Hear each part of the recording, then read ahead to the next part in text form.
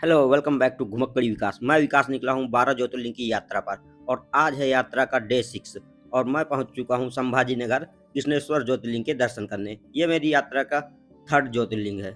आप लोग इस वीडियो में बने रहिए। मैं आपको पूरी जानकारी दूंगा कि आपको कृष्णेश्वर ज्योतिर्लिंग के दर्शन कैसे करने हैं, कब आना है, कहाँ पर रुकना है, डॉर्मेट्री होटल कितना चार्ज लगता है, यहाँ बस से जाना है या ऑटो से जाना है।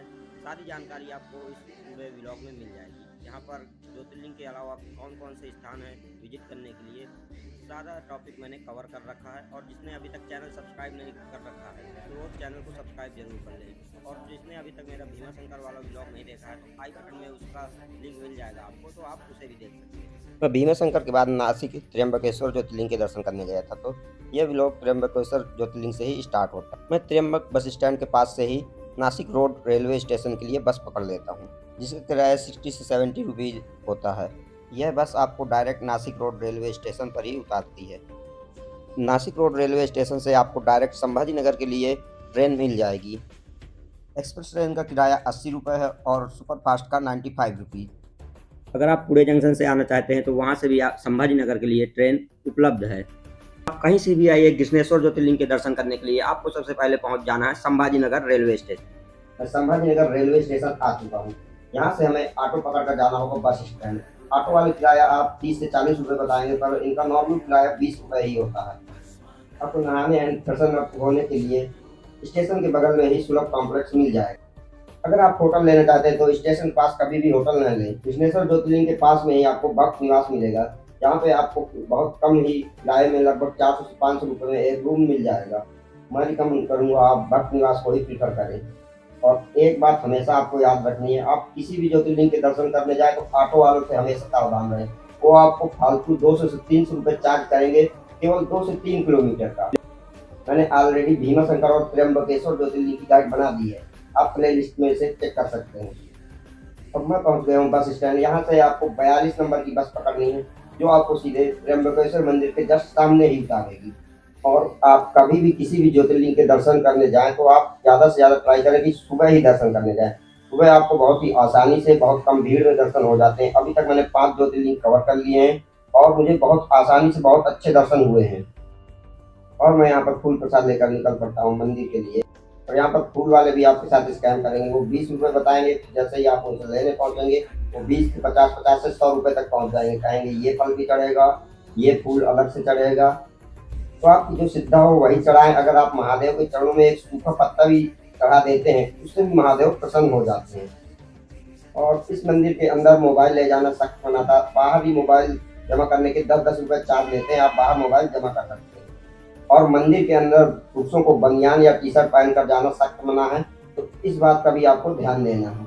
आप यहाँ पर अपने घर से भी गंगा जल ला सकते हैं। बाकी फूल प्रसाद जरूर लें, क्योंकि यहाँ पर स्पर्श दर्शन करने का मौका आपको मिलेगा, जो बहुत ही कम ज्योतिर्लिंग में करने को मिलता है। आप स्वयं भगवान के चरणों में जल अभिषेक तथा फूल मालाएं आदि चढ़ा सकते हैं। और फिर से मैं आपको बताऊंगा, अगर आप सुबह सुबह आ जाते हैं आपको बहुत ही आसानी से दर्शन होंगे। मुझे केवल 5 से 10 मिनट में दर्शन हो गए थे। कृष्णेश्वर ज्योतिर्लिंग के दर्शन करने के बाद बगल में आपको सिद्धेश्वर महादेव का मंदिर मिलेगा, जिसके दर्शन आप अवश्य करें। चलिए मैं आपको वर्चुअल दर्शन कराता हूँ। यह है श्री सिद्धेश्वर महादेव मंदिर का प्रांगण। और मेन मंदिर में ताला लगा रहता है, पर मैं फिर भी आपको शिवलिंग के दर्शन जरूर कराऊंगा। सिद्धेश्वर महादेव के दर्शन करने के बाद आप मंदिर के पास से ही कुछ नाश्ता कर सकते हैं। नाश्ता करने के बाद आप निकल जाएं साइट सीइंग के लिए, जहां पर आपको 5 से 6 मुख्य मंदिर यहाँ पर देखने को मिल जाएंगे, जो मंदिर से केवल 2 से 3 किलोमीटर की रेंज के अंदर ही हैं, जिसका किराया आपको ऑटो वाले 500 से 600 रुपये बताएं। मैं 200 रुपये में डील डन करके निकल जाता हूँ साइट सीइंग के लिए। आप लोग भी बार्गेनिंग जरूर करें। 200 रुपये 2 से 3 किलोमीटर के लिए पर्याप्त है। और साइट सीइंग के बाद एलोरा गुफा घूमना तो मस्ट है। वहाँ आप जाएंगे आपको बहुत ज़्यादा आनंद आएगा। तो हम लोग पहुँच जाते हैं श्री लक्ष्मी नायक गणपति मंदिर। आप लोग भी कमेंट सेक्शन में लिखें गणपति बप्पा मोरया। और जिसने अभी तक चैनल सब्सक्राइब नहीं किया, चैनल को सब्सक्राइब जरूर कर ले, क्योंकि मैं निकला हूँ 12 ज्योतिर्लिंग की यात्रा में। आपको इस चैनल पे सारी अपडेट्स मिलती रहेंगी। कम से कम खर्च में कैसे 12 ज्योतिर्लिंग कवर करने हैं, ये मैं आपको एक डिटेल वीडियो बनाकर भी बताऊँगा।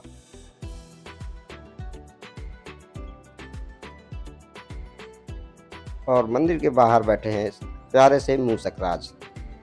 लक्ष्मी विनायक जी के दर्शन करने के बाद आप आ जाइए दत्त मंदिर। दत्त मंदिर शिव जी का एक मंदिर है। चलिए आपको शिव जी के दर्शन कराते हैं।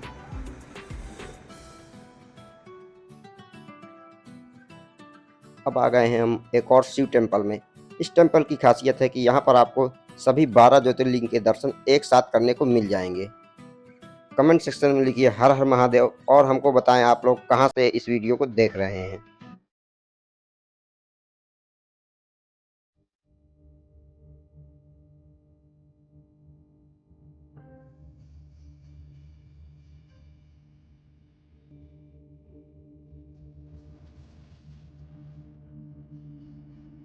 अब मैं आ गया हूँ अहिल्याबाई होलकर द्वारा स्थापित शिवालय दूध कुंड। इस कुंड के चारों तरफ आपको छोटे छोटे काफी सारे शिवलिंग देखने को मिल जाएंगे और कुंड के अंदर काफी सारी छोटी छोटी मछलियां भी हैं। और अगर आप कुंड के अंदर पैर डालेंगे तो मछलियां आपके पैरों के पास आकर काटने लगेंगी।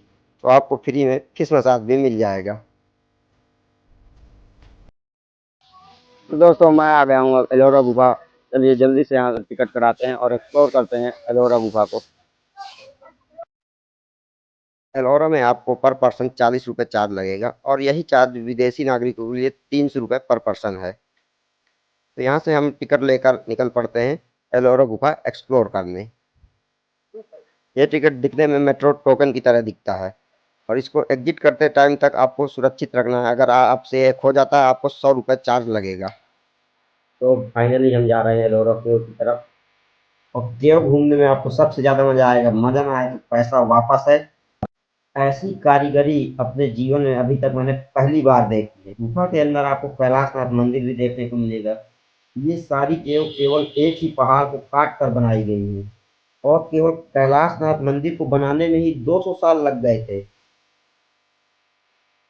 ये देखिए बाहर से देखने में गुफा कितनी छोटी दिखाई दे रही है, लेकिन जैसे ही आप अंदर घुसेंगे तो आपके हफ्ते वक्ते बहुत से निकल जाएंगे। और यह है केव नंबर 16 जिसे राष्ट्रकूट राजा कृष्ण प्रथम द्वारा बनवाया गया था। गुफा नंबर 16 भगवान शिव को समर्पित है। यहाँ पर आपको गर्भगृह, नंदी मंडप तथा रामायण महाभारत कालीन कई दृश्य देखने को मिल जाएंगे। हर गुफा के बाहर आपको गुफा की जानकारी देखने को मिल जाएगी और साथ ही गुफा नंबर 16 के बाहर ही आपको पूरा एलोरा केव का मैप देखने को मिल जाएगा। चलिए अब हम चलते हैं गुफा के अंदर। और घुसते ही आप आश्चर्यचकित हो जाएंगे। बाहर से दिखने में छोटी सी गुफा अंदर से कितनी ज्यादा विशालकाय है। और मैं अगर अपना पर्सनल एक्सपीरियंस बताऊं तो मुझे इस गुफा में बहुत ज़्यादा मज़ा आया। पहली बार मैंने ऐसी कोई ऐतिहासिक इमारत देखी थी और इसको एक्सप्लोर करते करते मुझे टाइम का बिल्कुल भी अंदाज़ा नहीं हुआ और आपका यहाँ से बाहर निकलने का मन ही नहीं करेगा। यहाँ पर बहुत ज़्यादा जगह है एक्सप्लोर करने के लिए।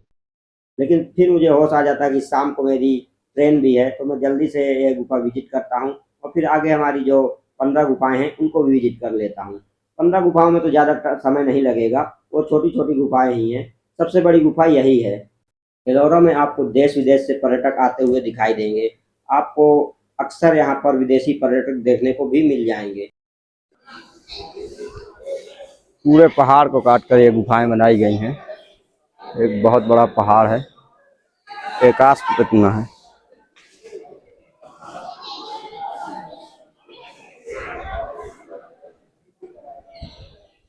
ये देखिए कितनी ऊंचाई पर है।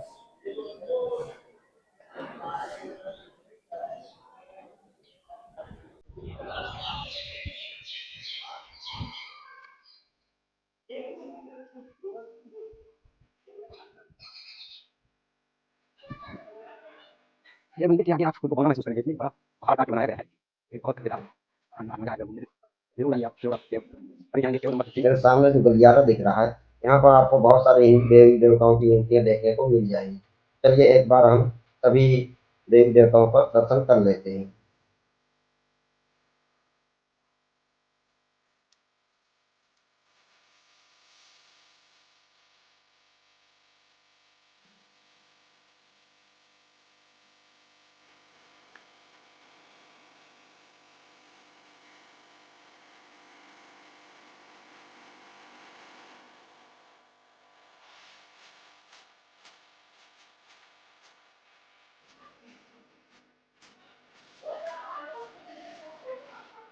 चलिए अब जल्दी से चलते हैं कैलाश मंदिर और ज्योतिर्लिंग के दर्शन करते हैं।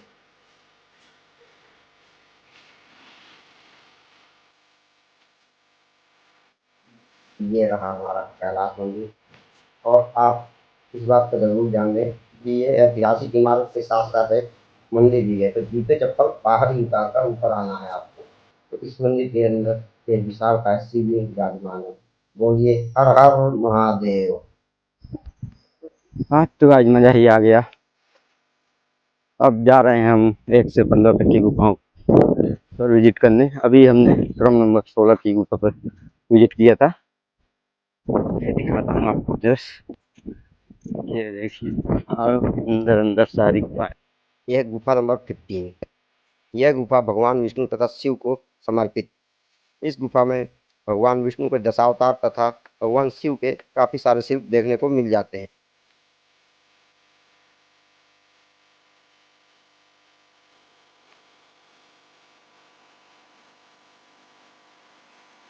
ये देखिए यहाँ पर क्रिस्टलीकरण हो रहा है। ऐसे ही कुछ पत्थर आपको गुफा के बाहर कुछ वेंडर बेचते हुए दिख जाएंगे।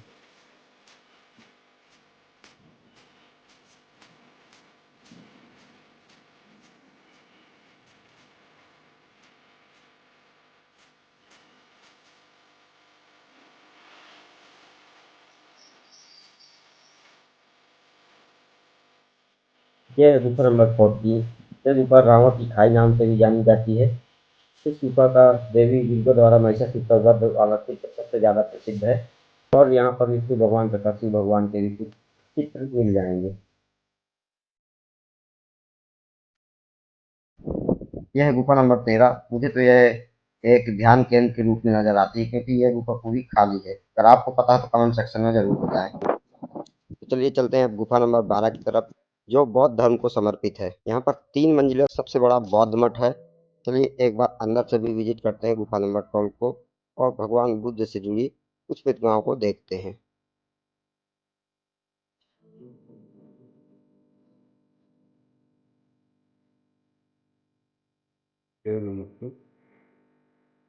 समर्पित है।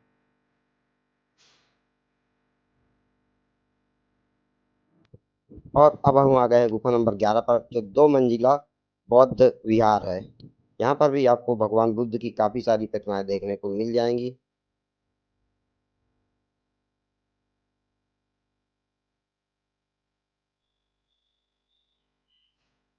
तो ये हम लोगों की गुफा नंबर 11 हो गई है और अब हम जाएँगे गुफा नंबर 10 की तरफ। चलिए चलते हैं गुफा नंबर 10 की ओर। और आपको दिखाता हूँ सामने, ये ही शायद गुफा नंबर 10, काफ़ी बड़ी-बड़ी है। ये है गुफा नंबर 10, सबसे ज्यादा चर्चित बौद्ध गुफा। यहाँ पर विशाल चैत्य, अंदर बैठी हुई बुद्ध जी की प्रतिमा तथा लकड़ी की नक्काशी वाली छत है।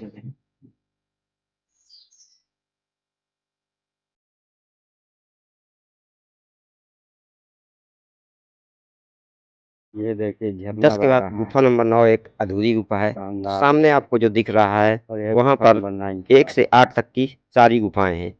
ऊपर झरना भी बह रहा है। तो चलिए चलते हैं 1 से 8 तक की गुफाओं को विजिट करते ये अपनी हैं। केव यह है नंबर गुफा 8 आ नंबर चुकी 8। है। यह बहुत ही साधारण और बहुत छोटी सी गुफा है।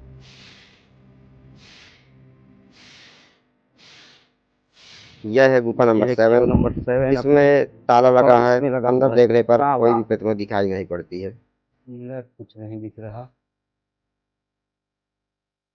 चलिए नंबर 1 to 6 ये और शादी गुफा तो नंबर 6 के लिए हमें ऊपर है। थोड़ा सा ऊपर जाना होगा। ये तो चलिए देखिए क्या चलते हैं मस्त और गुफा झरना बह नंबर रहा 6 है। को एक्सप्लोर करते हैं। यह है गुफा नंबर 6। यह संभवतः एक महावाड़ा है, जो शिक्षा के लिए प्रयोग होता था, क्योंकि यहाँ पर आपको कुछ बेंच भी देखने को मिल जाती हैं।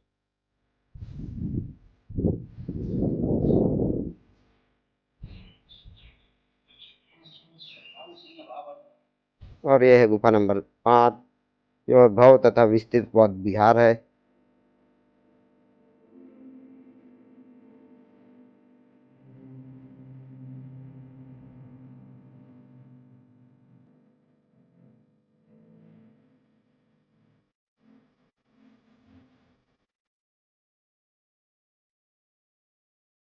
गुफा नंबर 5 के बगल में ही गुफा नंबर 4, गुफा नंबर 3 तथा 2 और 1 हैं और ये चारों गुफाएं भी बौद्ध धर्म को समर्पित हैं।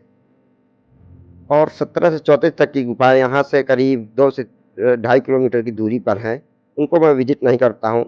अगर आप चाहें तो उन्हें भी विजिट कर सकते हैं। बाकी आज के व्लॉग में बस इतना ही। और आप लोगों को जैसा कि पता है मैं निकला हूँ 12 ज्योतिर्लिंग की यात्रा पे, तो आप लोग थोड़ा सा सपोर्ट करिए, मेरे चैनल को सब्सक्राइब करिए तथा यह वीडियो अपने दोस्तों को जरूर शेयर करें। और यह मेरा तीसरा ज्योतिर्लिंग था, विश्वेश्वर ज्योतिर्लिंग।